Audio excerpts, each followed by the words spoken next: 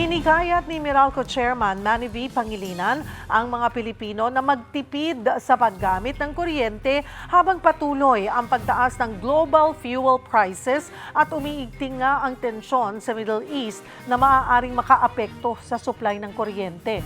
Ayon kay Pangilinan, rerepasuhin ng Meralco ang kasalukuyang fuel position ng kumpanya, partikular ang liquefied natural gas o LNG, pati ang posibleng epekto ng pagtaas ng presyo ng coal at diesel na maaaring magdulot nga ng paggalaw sa presyo ng kuryente. Sa ngayon, pangunahing prioridad ng Meralco ang masigurong sapat ang supply ng kuryente at maprotektahan ang mga consumer laban sa pagtaas ng gastos.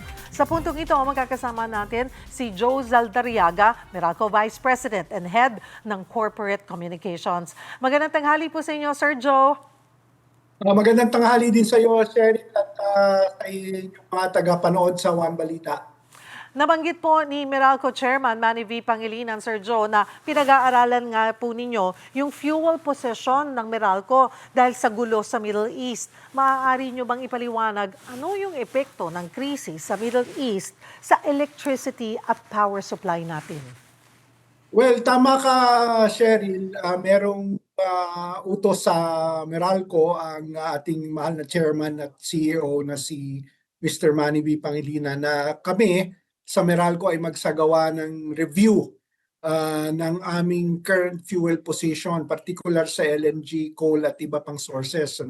Dahil sa posibleng epekto nito sa presyo ng kuryente, bunsod ng nangyayaring gulo ngayon dyan sa gitnang silangan o Middle East. So ayon nga kay MVP, priority ng Meralco na matiyak na hindi magkukulang yung aming supply at ito ay maging adequate para meron tayong maipamahagi sa lahat ng customers natin.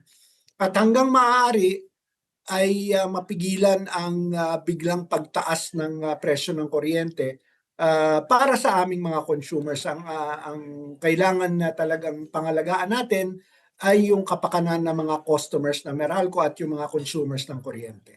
At sa ngayon po, ano yung mga ginagawang paghahanda ng Meralco kaugnay nitong posibleng epekto ng gulo sa Middle East? Well, we continue to work with the government, Cheryl. In fact, we fully support the call of our good President, President Ferdinand Marcos Jr., na magpatupad tayo ng isang agresibong energy saving at energy efficiency campaign. At we are one with the government as far as this is concerned. We support this call. Kamakailan nga ay nagbigay na kami ng aming position ukol dito where we said that demand side management is one of the initiatives that we will undertake to ensure that somehow we will be able to cope in case there will be some issues and concerns as far as supply is concerned. Bukod dito, we continue to be in active coordination with the government through the DOE para masiguro natin yung patuloy at continuous delivery of electricity service to all our customers in the Meralco franchise area. Masisiguro po ba ng Meralco na sapat yung supply ng kuryente ngayong paparating na ang summer season? In terms of supply, Cheryl, we are sufficiently contracted. Ibig sabihin na meron kaming ample supply that we expect from all our suppliers. Idagdag ko rin that recently we concluded a competitive selection process for 200 megawatts of supply kung saan lumabas lowest bidder itong Sual Power. So makakadagdag yan sa supply natin sa kuryente sapagkat bukod dito sa sitwasyon sa Middle East, alam naman natin na kapag pumasok na at onset na ng summer month, there really is pressure for both prices and supply and demand, and therefore we have to ensure adequacy of supply and somehow manage our supply portfolio na makakaagapay tayo sa pagsipa ng demand. At ito naman ay taon-taon ginagawa natin para masiguro natin na meron tayong maipapamahagi at the least cost possible sa lahat ng customers ng Meralco. Ano po ang inyong maipapayo sa publiko para makatulong na mapababa yung konsumo at maiwasan nga yung mas mataas na singil sa kuryente? Idagdag ko na din, Cheryl, tulad ng binanggit ko, papasok na ngayon tag-init. Although hindi pa nagde-declare ang Pag-asa sa pagkakaalam ko, pero ramdam na natin, di ba? Yung klima, yung init ng panahon. So, ang pwede natin gawin sa panig ng mga consumers, ng mga customers na Meralco ay yung energy efficiency initiatives, no? Ang isa sa pinakamalaking uh, consumption drivers ay yung air conditioning unit. So let's make sure these air conditioning units are in tip-top condition, panatilihing malinis at magandang kondisyon. Actually, based on demand, if you look at historical demand, usually pag summer months, tumataas ng mula 20 hanggang 33% yung tinataas ng konsumo, and mostly driven by air conditioning units.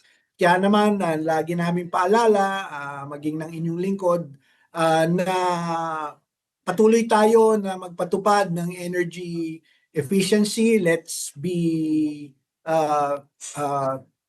ensure na matalino at masinop yung paggamit natin sa kuryente, sapagkat kahit papano, pag namamanage natin yung ating consumption, syempre at the end of the day, mamamanage din natin kahit papano yung ating electricity bill.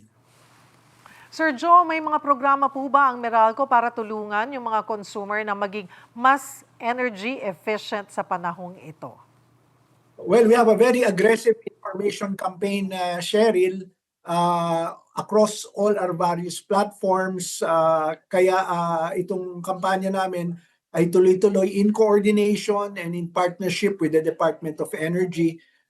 Doon naman sa demand side management side, kung kinakailangan, meron tayong tinatawag na interruptible load program kung saan yung ating mga big industrial at commercial customers ay makikipag-partner sa atin in terms of demand side management, at kung kakailanganin, wag naman sana, ay gamitin yung kanilang source of supply through their generator sets in case magkaroon tayo ng kakulangan sa supply, but hopefully hindi naman yan mangyayari because as I said, we're adequately contracted.